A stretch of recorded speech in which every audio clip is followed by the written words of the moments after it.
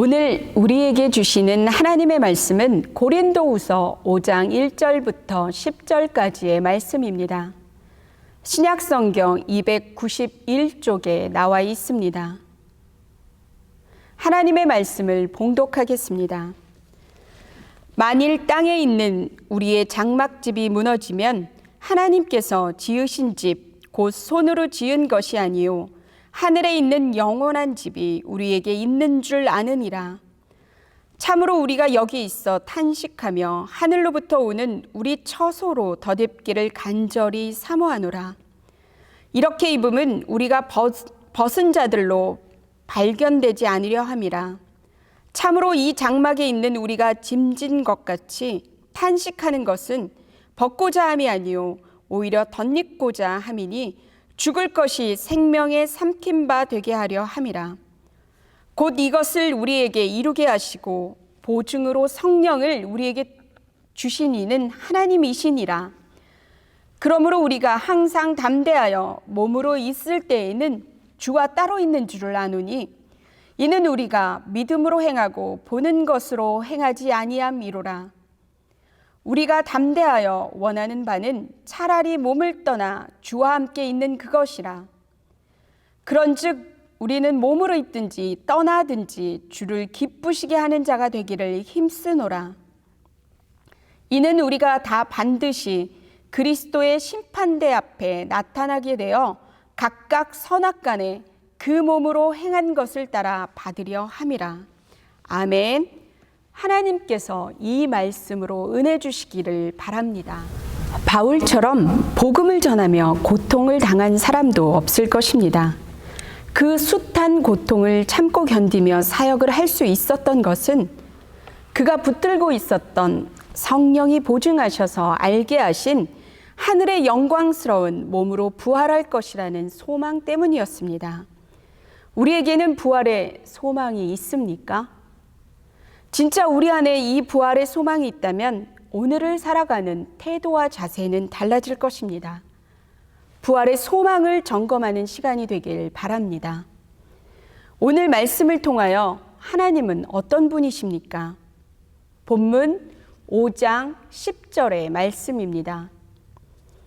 이는 우리가 다 반드시 그리스도의 심판대 앞에 나타나게 되어 각각 선악간에 그 몸으로 행한 것을 따라 받으려 함이라. 아멘. 심판하시는 하나님이십니다. 우리들이 살아가고 있는 세상에서 누군가가 재판을 받고 있다면 그 사람은 어떠한 잘못을 저질렀거나 억울한 누명으로 그 자리에 서 있거나 둘 중에 하나입니다. 재판을 통하여 그 사람의 무죄가 증명되거나 그 사람의 죄가 낱낱이 드러나게 될 것입니다. 죄를 지은 사람이라면 그 재판 과정이 괴로운 시간이 되겠지만 죄를 지은 것이 없는 사람이라면 기다려지고 빨리 끝나기를 바라는 시간이 될 것입니다. 오늘 성경은 우리들에게도 심판의 날, 재판을 받는 날이 있다고 기록하고 있습니다. 세상에서의 죄는 자신이 저지른 크고 작은 잘못에 대한 대가를 지불하는 것입니다. 그럼 성경은 죄를 어떻게 정의하는지, 어떤 사람이 죄를 지었다 하며 심판을 받는지를 보겠습니다. 구약에서의 죄의 정의는 율법을 다 지키지 않으면 죄라고 하였습니다. 그러나 예수 그리스도가 오신 신약 이후에는 죄의 개념이 달라졌습니다. 요한복음 16장 9절의 말씀입니다. 죄에 대하여라 함은 그들이 나를 믿지 않는 것이요. 아멘. 예수 그리스도를 믿지 않는 것을 죄라고 정의합니다. 사람들은 나처럼 착하게 사는 사람이 어디 있어? 내가 왜 죄인이야? 나는 죄를 지은 것도 없는데 라는 말을 종종 합니다. 이 말은 요한복음에 비추어 보면 틀린 말입니다. 왜요? 나를 믿지 않는 것이 죄라고 성경은 정의하고 있기 때문입니다. 믿지 않는 사람은 말할 필요도 없이 오늘 하나님을 믿으며 살아가고 있다고 말하는 우리들은 죄인입니까? 아닙니까? 하나님의 말씀을 믿는다고, 성경을 믿는다고 고백하신다면 정직하게 우리들의 모습을 들여다보시기 바랍니다.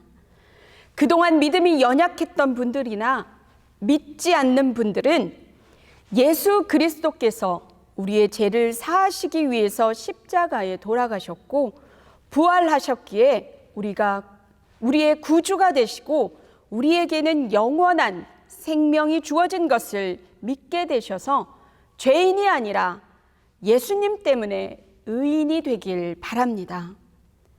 예수님을 믿어 죄인이 아니라 로마서의 말씀처럼 의인이라 칭함을 받게 되었다고 끝나는 것이 아닙니다. 성경은 우리들에게 하나님의 심판대에서 선악간에 행위의 심판이 있다고 기록합니다. 요한계시록 20장 12절의 말씀입니다. 또 내가 보니 죽은 자들이 큰 자나 작은 자나 그 보좌 앞에 서 있는데 책들이 펴 있고 또 다른 책이 펴졌으니 곧 생명책이라. 죽은 자들이 자기 행위를 따라 책들에 기록된 대로 심판을 받으니. 아멘. 이 말씀을 보는 순간 두려움이 드십니까? 아니면 평안함이 드십니까? 이 말씀은 그동안 많은 그리스도인들에게 잘못 전달된 부분이 있습니다. 잘못된 교리를 가르치는 분들은 우리들이 구원을 받아도 구원이 취소될 수 있다고 하며 겁을 주며 똑바로 살아야 한다고 협박합니다. 이 말씀을 설명하자면 심판을 말하고 있고 받는 것은 맞습니다. 여기에서는 두 가지를 말하고 있는데 두 개를 섞어서 하나로 말하는 구원이 취소된다고 하는 것은 잘못된 것입니다. 한 번 받은 구원은 절대 취소되지 않습니다. 믿으십니까? 이 말씀에서 우리가 책이 아니라 책들이라는 말에 주목해야 합니다. 우리가 심판을 받을 때 책들이 있는데 하나는 구원의 이름이 적힌 생명의 책이고 또 하나의 책이 우리의 선악을, 행위를 판단하는 책인 것입니다. 예수 그리스도를 믿는다고 함부로 살아서는 안 되는 이유가 여기에 있습니다. 누군가에게 억울한 누명을 씌워 가슴 아프게 하고 거짓과 위선으로 살아간다면 우리들은 먼 훗날 선악간의 행위 심판을 받게 될 것입니다. 사랑하는 성도 여러분, 이 세상에서 재판을 받는 사람에게 죄가 없다면 그 시간이 공포의 시간이 아니라 자신의 무죄가 증명이 되는 기다려지는 시간이 되듯 우리들도 선악간 행위의 심판의 날이 기다려지는 날이 되길 바랍니다. 바울 사도가 말하는 것, 요한계시록에서 요한이 말하는 것은 단 하나입니다. 잠시 어려움이 있다고 삶을 포기하지 말고 우리에게 주어질 영원한 하늘나라를 사모하며 부활의 소망을 가지고 힘을 내고 살아가라 하십니다. 어려움을 이기며 부활의 소망을 가지며 살아가는 저와 여러분의 삶이 되길 바랍니다. 오늘 말씀을 통하여 우리에게 주시는 교훈은 무엇입니까? 본문 5장 5절의 말씀입니다. 곧 이것을 우리에게 이루게 하시고 보증으로 성령을 우리에게 주신 이는 하나님이시니라. 아멘. 보증이 되시는 성령 하나님을 구하라 하십니다. 우리들은 양심이라는 것으로 죄를 짓지 않고 합니다. 그러나 영원한 하늘나라를 소망하게 하시고 이루게 하시는 분은 성령 하나님이십니다. 성령 하나님은 우리에게 보혜사로 오셨습니다. 보혜사라는 말은 도와준다는 말입니다. 보혜사 성령 하나님은 우리의 구원을 이루게도 하는 동시에 우리의 선악을 알게 하셔서 정직하게 신실하게 살아가게 하시고 우리들이 행동을 할 때에는 분별하게 하십니다. 우리에게 성령 하나님이 계시는데 뭐가 두려우십니까? 선악간의 행위를 심판한다는 요한계시록의 말씀은 두려운 말씀이 아니라 기다려지는 말씀으로 우리들에게 남아야 합니다. 사랑하는 성도 여러분, 우리가 매일을 살면서 놓치지 말아야 할 것이 있습니다. 성령 충만함을 하루도 빠지지 말고 구하십시오. 이 길이 우리가 선악간의 심판으로 대가 지불을 받지 않는 길이고 하나님 앞에서 진실되고 충성된 종아 참 잘했다 하며 칭찬을 받게 되는 길입니다. 저와 여러분이 우리들에게 보증이 되시는 성령 하나님의 충만함 가운데 하루하루를 살아가게 되길 바랍니다. 이 시간에는 나라와 민족, 북한 동포, 지역사회를 위하여 자신의 기도 제목을 위하여 기도하는 시간입니다. 이번 주에는 추석 명절이 있습니다.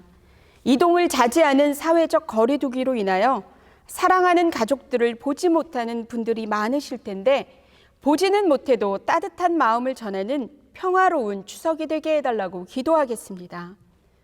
지금 일어나고 있는 남북 간의 문제에 있어서 서로 간의 감정으로 해결하지 않고 배려함으로 잘 해결되게 해달라고 기도하겠습니다. 코로나로 인하여 수고하시는 의료진들에게 힘을 주시고 치료제와 백신이 하루빨리 개발될 수 있도록 기도하겠습니다. 담임 목사님의 청빙을 위한 절차들 가운데 순적하게 진행되게 하시고 100년을 준비하는 우리 신안교회에 가장 합당한 목사님을 보내주시고 전교인이 한 성령으로 하나 되는 축제의 시간이 되게 해달라고 기도하겠습니다.